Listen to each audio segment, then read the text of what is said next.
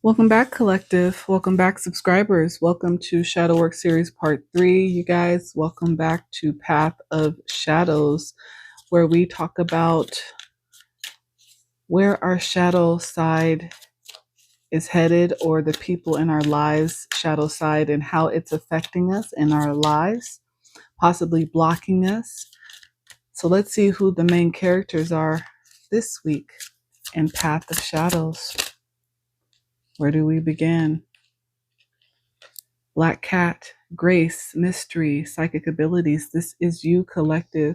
You are right now moving through life with so much grace, so much knowledge. You are learning, but people see you as a mystery. They are seeing you have these psychic abilities. They are seeing you as magical at this time. Some of you guys have black cats. Yeah. And they see you as mysterious at this time because you are in isolation. This is giving me energy of the dark night of the soul, taking that deeper dive, getting away from the external chaos of life to take the time to truly seek self, right? Because in the solitude's embrace, I found my own echo. I whisper to the shadows, my voice finds no fellow. This is you going within, not expecting to have other people understand your choice to be away from them right now, because you are trying to self-discover at this time. You speak out into the blankness, the emptiness, into the universe, but you only expect to hear your own voice. And this is what you are trying to learn how to listen to again, how to trust again. Yes, because you realize this is the key. Sharp insight, opportunities, and hidden potential. This is the key to you figuring out who you are, to you figuring out all the opportunities that are available to you figuring out and seeing things very clearly, your vision becoming sharp. This is how you start to receive the keys. I also see keys as gifts from your ancestors filled with knowledge. You are learning this in isolation right now. What else, Spirit? Yes. Intention, alchemy, and manifesting. Yes, you are the alchemist right now. You are setting an intention for growth, for healing. You are putting in the work in the shadows. This is behind closed doors. This is what you are working on. If people were seeing you as a mystery, this is why. You are busy manifesting right now. Good job, collective.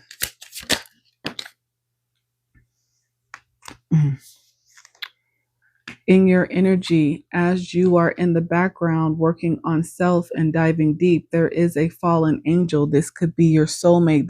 Could be the person you are currently in separation from, that has fallen from their divinity through their actions. Was it even real? The paradise I fell from? Or are they just a nightmare, the realms I now roam? This is a person who had a lot of fun in the chaos. They made a lot of decisions that felt desirable, that felt good in the moment, but they now realize those choices have consequences. And now they live within the drama and the chaos that those past choices have created. Mystic swamp, deep, dark waters, a reflection you can't see. You won't find yourself if you don't go deep. Yeah, this is somebody who is now being forced to reflect on themselves based on those decisions. Now that they are falling from grace, they are seeing their life change, and it is causing them to go within and reflect. Yes, in this cursed castle, a tower of shadows, crumbling stone, once a golden cage that now shines no more. Yes, it all looked good. It looked desirable. They were drawn to it because it was shiny, because it was big and bright. But now they are reaping the consequences of their past choices. Necromancer, someone is doing things with dead bodies. Amidst the whispers of the dead, where mysteries are spread, what should have been gone still here remains. Somebody is not letting something go from the past. Somebody is stuck with a past choice. Somebody is trying to close out a past chapter, but they have somebody that is connected to them and refusing to let them go based on a short-term decision. This is an energy vampire that is refusing to just let them walk away from them, as much as they now realize they are falling from divinity. In the night's embrace where desires ignite, my hunger keeps consuming all in sight. This person is now realizing they connected themselves to an energy vampire, and this person is not going to just let them get away, not when they were used to taking from them. This is because of their people pleasing tendencies, and now all they can see is the bitterness in life. It's hard for them in the pumpkin patch to see the fruits because they did not make wise choices. So now all they see are the regrets that they've sown, that they feel very deeply. Mirror labyrinth, yes. Illusions. Illusions is what created them to be trapped. The mirror labyrinth, illusions and reflections. Who are you trying to fool? When you turn your back to the mirror, there's still someone looking at you. This is not something that people can walk away from very easily. And yes, with the banshee energy, this is their energy deep down on the inside. They are in turmoil. All I could hear was a warning scream. Ignoring the signs won't make me free. This is the energy. This is not something people can easily walk away from or will away. This is something that they are going to have to heal through, alchemize. They are going to have to go deep, go into isolation like you did, collective, in order to find the key, in order to find the opportunity and the insight to heal what's broken, why they attracted these energy vampires, why they constantly are people pleasing. They have to take a deep dive in order to find clarity here. So, what are the threads of the soul that need to be questioned? The questions that need answers to help with your deep dive for this week. Collective. The first one out, the glass slipper.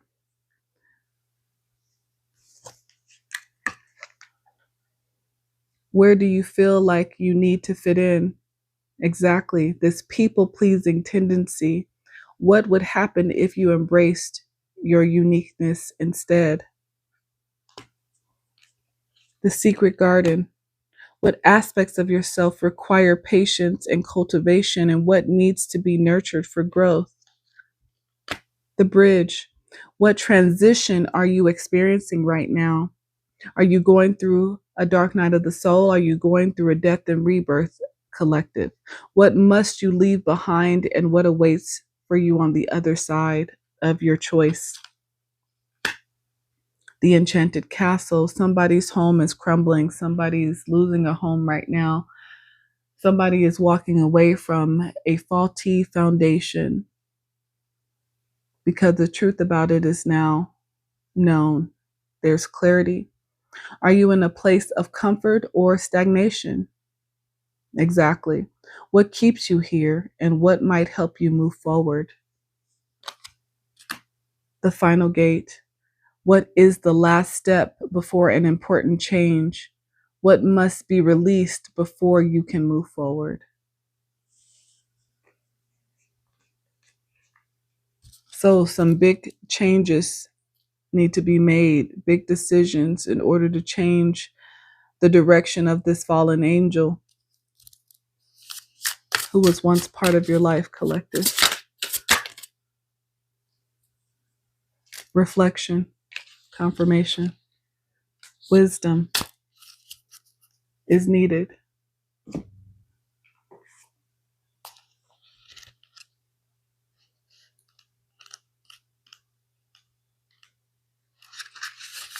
As I look into the mirror, I see myself clearly. I recognize the wisdom that resides in my inner space. Since our eyes see what is in front of us, it takes work to be willing to see what is within us. Taking that dive, that deep dive, right? This was part of the message. It's time for you guys to take a deep dive, especially if you feel like your life is not going in the direction you want it to. It's time to reflect on your choices. It is easy to judge and blame others, see faults all around us, and point fingers in the direction that we point our eyes. We can get caught in cycles of perceiving others and avoid the work of looking into the mirror and seeing ourselves fully, literally and figuratively. This is a call to self-reflect. Every single person we see and everything we see is an invitation to look closely within ourselves. Every interaction is a window or mirror through which we can learn. We cannot control anyone or anything outside of us. The work is only within ourselves. When we have an opinion about someone, do we begin creating judgments about them or comparing ourselves as better or worse?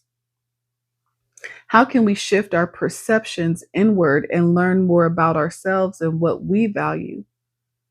When we get frustrated with someone, what does that tell us about what standards or expectations we are holding for others or even ourselves? How do we project ideas or aspects of ourselves onto others? Consider the patterns of how you perceive others. How can you use that information as fuel for inner change? Think of how you are looking to others rather than looking inward. How often do you look within and explore your own patterns, collective? In what ways do you deflect from doing your own inner work? And how do you avoid seeing or exploring within yourself? As you reflect, you gain wisdom, right? And when you gain wisdom, then it becomes how you decide to use that wisdom.